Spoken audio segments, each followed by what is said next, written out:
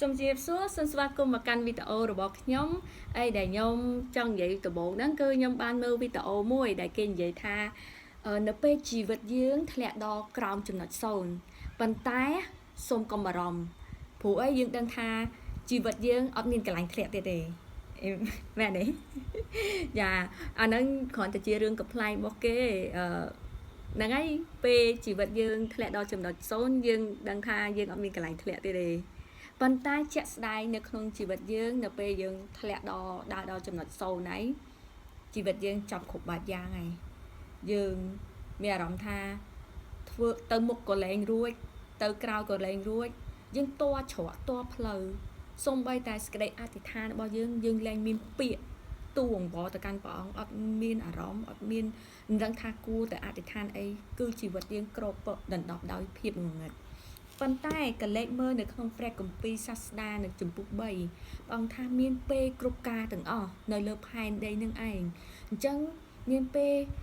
កើតមានពេលស្លាប់មានពេលយំមានពេលសើចមានគ្រប់ការទាំងអស់មែនទេដែលយើងអានទៅពេលខ្លះមានពេលដែលយើងជីវិតយើងដើរដល់ក្រោមចំណុច0ហើយ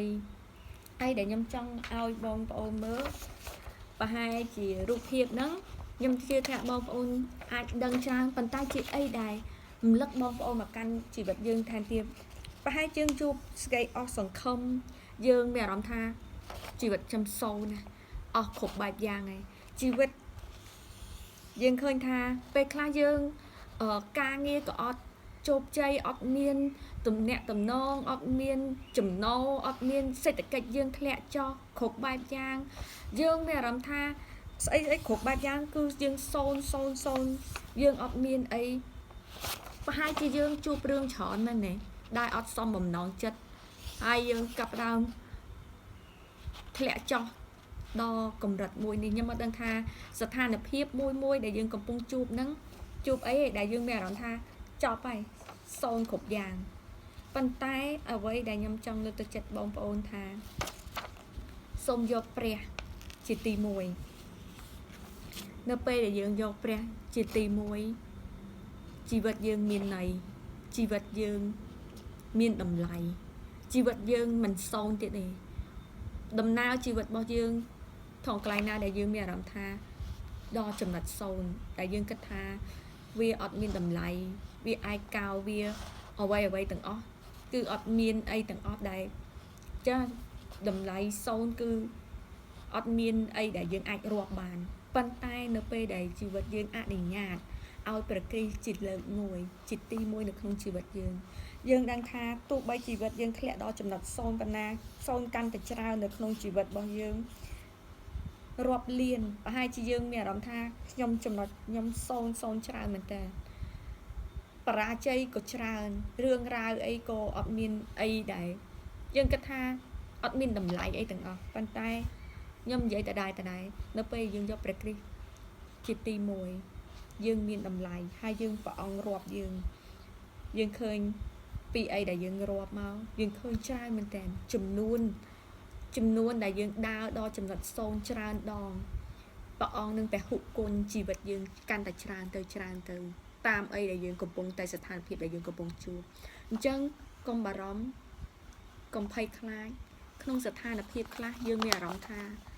យើងទៅមុខលែងរួចទេប៉ុន្តែគ្រាន់ចង់ចាំថានៅក្នុងកលៈទេសៈដែលយើងកំពុងតែល្វើយកំពុងអស់កម្លាំងយើងទៅមុខលែងរួចគ្រាន់អនុញ្ញាតផ្ទេរវាទៅកាន់ព្រះអង្គហើយសម្រាប់នៅក្នុងប្រវត្តិមានរបស់ព្រះអង្គហើយយើងដឹងថាយើងអត់មានកម្លាំងក្នុងកិច្ចការធ្វើកិច្ចការទាំងអស់បានទេហើយព្រះអង្គក៏ប្រាប់យើងថាកុំឲ្យខ្វល់ខ្វាយចូលទូលសូមទៅកាន់ព្រះមែនទេឲ្យជ្រាបពីសំណូមរបស់យើងអញ្ចឹងនៅក្នុងកលៈទេសៈដែលបងប្អូនមានអារម្មណ៍ថាអស់សង្ឃឹមបាក់ទឹកចិត្តឯកាអត់មានអ្នកយល់ចិត្តប៉ុន្តែចងចាំថាយើងក្នុងកលៈទេសៈនេះគ្រាន់ផ្ទេរវាទៅកាន់ព្រះអង្គអធិដ្ឋានទៅកាន់ព្រះអង្គចងចាំថាបើសិនជាព្រះអង្គអត់បើកឲ្យយើងជួបទេនោះយើងនឹងមិនជួបនោះឡើយ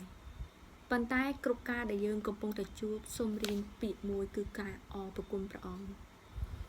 អរគុណព្រះអង្គក្នុងកលៈទេសៈដែលយើងកំពុងតែជួបភ្លៀងដែលកំពុងដែលយើងមានអារម្មណ៍ថាធ្លាក់ដល់ចំណុច0ក្រោម0ទៅទៀតនឹងគឺជាអីដែលយើងចង់ឲ្យទៅកាន់ព្រះអង្គឲ្យអីគ្រប់យ៉ាងដែលយើងគិតថាអត់មានអីទាំងអស់នៅក្នុងជីវិតយើងសាកអនុញ្ញាតដាក់ព្រះគ្រីស្ទនៅក្នុងជីវិតយើងនោះព្រះអង្គនឹងពហុគុណនៅក្នុងជីវិតយើងមិនថាអីដែលយើងបាត់បង់ប្រមាណព្រះអង្គនឹងសងឡើងវិញព្រះអង្គសងទាំងទឹកភ្នែកព្រះអង្គសងអស់ទាំងអ្វីដែលយើងកំពុងតែបាត់បង់នៅក្នុងជីវិតយើងខ្ញុំសូមឲ្យព្រះអង្គប្រទានពរដល់អ្នកដែលកំពុងតែស្ដាប់ដែលអ្នកដែលកំពុងតែមើលខ្ញុំអត់ដឹងថាយើងជួបអីប៉ុន្តែព្រះមានផែនការដ៏អស្ចារ្យសម្រាប់ជីវិតយើងហើយព្រះអង្គចង់ប្រទានពរព្រះអង្គចង់ធ្វើការអស្ចារ្យនៅក្នុងជីវិតយើងចូលមករកព្រះអង្គមកអនុញ្ញាតឲ្យព្រះអង្គសោយរាជ្យលើយើងហើយសូមឲ្យព្រះប្រទានពរគ្រប់កិច្ចការដែលយើងកំពុងតែធ្វើហើយផ្ទេរគ្រប់ទាំងបន្ទុកនេះទៅកាន់ព្រះអង្គអរគុណច្រើនសូមព្រះប្រទានពរ